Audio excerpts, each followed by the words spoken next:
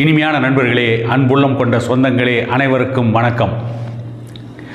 சேலத்தில் ஒரு பிரபல யூடியூப் சேனலுக்கு பேட்டி கொடுத்த அதிமுகவின் முன்னாள் அமைச்சர், தற்பொழுது எடப்பாடி பழனிசாமி அணியில் அரசியல் பயணம் நடத்தி கொண்டிருக்கும் செம்மலை, திமுகவிற்கு ஆதரவாக ஒரு யூடியூப் சேனலில் கொடுத்த பேட்டி வெளிவந்திருக்கிறது.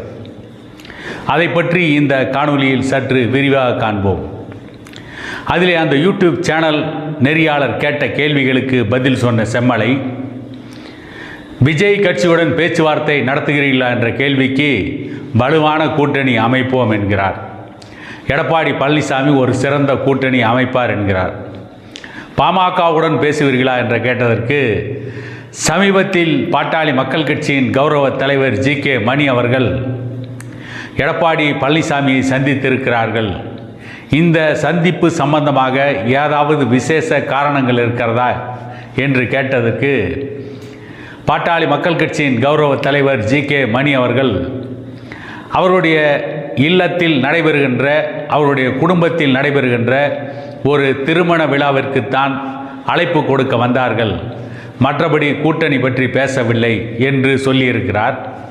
அதே நேரத்தில் விஜய் கட்சியிலும் கூட்டணி பற்றி பேசுவோம், பாட்டாளி மக்கள் கட்சியிலும் கூட்டணி பற்றி பேசுவோம், ஒரு வலுவான கூட்டணியை 2026 தேர்தலில் அமைப்போம் என்றும் சூசகமாக சொல்லியிருக்கிற செம்மலை அவர்கள் வழக்கம் போல இன்னொரு விஷயத்தையும் சொல்லியிருக்கிறார்கள்.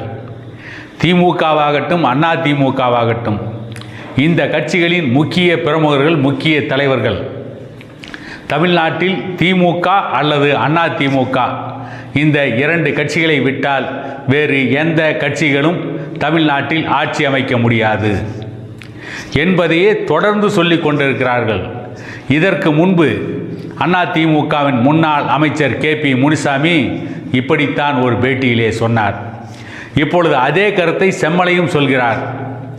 திமுக கூட்டணியிலிருந்து சில கட்சிகள் வெளியேறி அதிமுக கூட்டணிக்கு வரலாம், அதிமுக வலிமையான கூட்டணி அமைத்து திமுக எதிர்ப்பு ஓட்டுக்களை வாங்கி அதிமுக மீண்டும் ஆட்சி அமைக்கும்.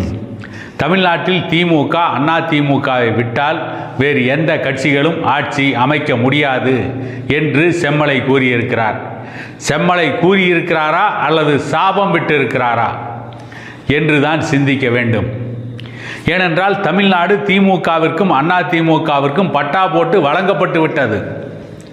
தமிழ்நாட்டில் இவர்கள் இருவர் தான் ஆள வேண்டும், இவர்கள் இருவரும் மாறி மாறி சாராயம் விற்க வேண்டும் என்று தமிழ்நாட்டு மக்கள் தலையிலே எழுதியுள்ளது போலும். அதைத்தான் இவர்களும் தொடர்ந்து பேசிக் கொண்டிருக்கிறார்கள். எந்த ஒரு ஆட்சியும் எந்த ஒரு நாட்டிலும் நிரந்தரமாக இருந்ததில்லை. மிகப்பெரிய பேரரசுகள், சோழ பேரரசு, பாண்டிய பேரரசு, சேர பேரரசு, பல்லவ பேரரசு, இப்படிப்பட்ட பேரரசுகள்லாம் காலத்தால் அழிந்து விட்டது. உலகத்தையே கட்டியாண்ட பிரிட்டிஷ் பேரரசு இன்றைக்கு எங்கே இருக்கிறது? பிரிட்டிஷ் மன்னர் குலத்தின் ஆட்சி எங்கே நடக்கிறது? சூரியனே அஸ்தமிக்காத தேசம் என்று சொல்லிக்கொண்ட இங்கிலாந்துடைய நிலைமை இன்றைக்கு என்னவானது? ஆகவே செம்மலை போன்றவர்களும் திமுகவில் இருப்பவர்களும் மனப்பால் குடிக்க வேண்டாம்.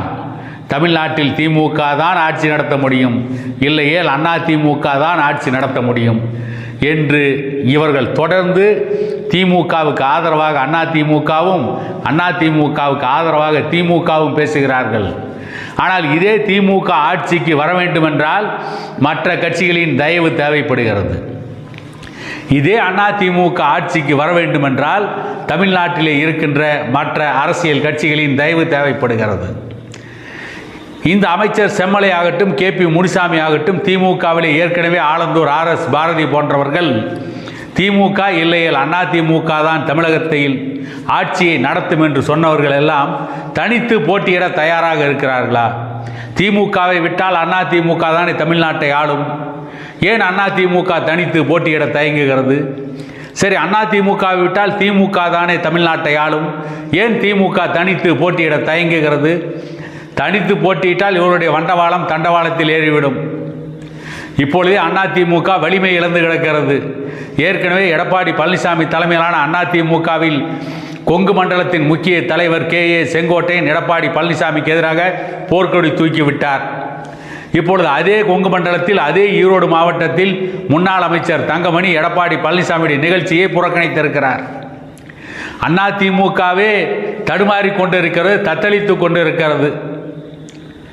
இவ்வளவு மோசமாக இருந்து கொண்டு இவர்கள் திமுக இல்லை என்றால் நாங்கள் தான் ஆட்சி நடத்துவோம் என்றும், அதே போலவே திமுக அதிமுக இல்லை என்றால் நாங்கள் தான் ஆட்சி நடத்துவோம் என்றும் தொடர்ந்து இப்படி மாறி மாறி இவர்கள் பேசியே தமிழக மக்களை மூளைச்சலவை செய்து தமிழக மக்களை சிந்திக்க விடாமல் தமிழ்நாட்டை இவர்கள் வேட்டை காடாக மாற்றி தமிழ்நாட்டை சீரழித்தது தான் மிச்சம்.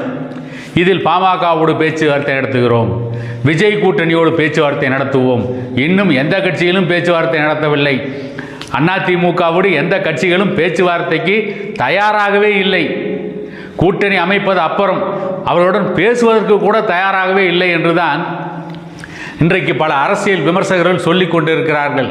இப்படிப்பட்ட நிலையில்தான் செம்மலை போன்றவர்கள்லாம் இன்றைக்கு அதிமுகவில் இருக்கின்ற குழப்பங்களை திசை திருப்புவதற்காக, அதிமுகவில் இருக்கின்ற பிளவை மறைப்பதற்காக நாங்கள் விஜய் கட்சியோடு கூட்டணி பேசுவோம், பாமகவோடு கூட்டணி பேசுவோம் என்றெல்லாம் மக்களை ஏமாற்றி கொண்டிருக்கிறார்கள் என கூறிக்கொண்டு இன்னொரு காணொளியில் உங்களை சந்திக்கும் வரை உங்களிடமிருந்து விடைபெறுவது உங்கள் எடப்பாடி துரைசாமி.